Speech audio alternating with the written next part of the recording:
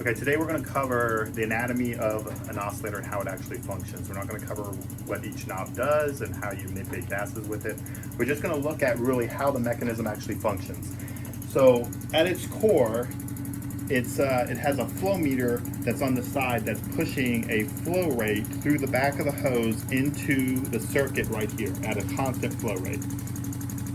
The flow then obviously goes to least resistance, and as it moves to least resistance, it goes up the inspiratory limb, either into the patient or out of the patient, and then back the expiratory limb, constantly looking for the least resistance as it moves forward. It gets all the way to the end here where you have your adjust knob. Now your adjust knob is basically making this hole bigger or smaller, and as I make that hole smaller or bigger, it changes the resistance at that point where the gas is being flushed through. And the smaller the hole, the more resistance to that force of flow that you're running at a constant rate, and thus producing a pressure that you're reading in your mean airway pressure on the vent itself, and that's kind of your order. That's your basic how the mean is accomplished for the mean readout in conjunction with the flow and your adjust knob. Okay, that's how we control what our mean is.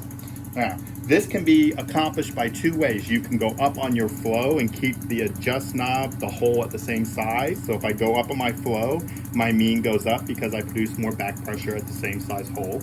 Or I keep my flow at the same setting and I go up and make my hole smaller now here, which makes the mean go up.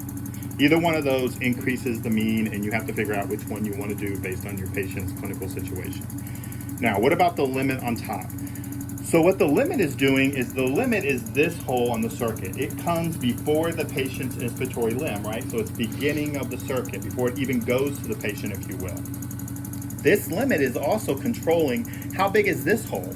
So if this hole here is larger than the hole here, if this hole is smaller than the hole here, then there's more resistance at this valve than there is at this one. So the flow comes in, goes to least resistance, bypasses this hole because it's smaller than this one, moves on with its business and comes out that valve. So what we want to do with this is essentially your pop-off, your relief. How high are you going to let the mean go for something that's changed downstream, say with the compliance of the patient or the circuit gets occluded or something happens? How high are we going to let that mean go before we start releasing the flow out the first valve, the blue valve in the limit valve, okay? So we never want to control the map with the limit, because the limit is used as an emergency relief valve when the pressure exceeds something. So at the beginning of your shift, because you're coming on and you're assuming care from this with someone else, you have no idea how tight they've set this. So you should come in the beginning, and wherever this is sitting, you should increase it, max it out.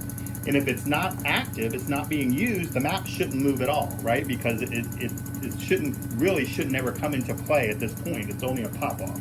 That then tells you I'm good to go. My bin is functioning with the flow and the adjust valve to control my current map.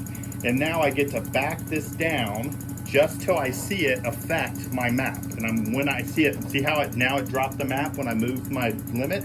I don't want it there, so I come back up to where I know it's just above the map that I'm controlling here with the adjust knob.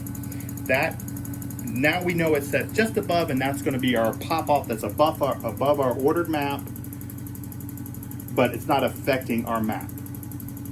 Okay, that's it.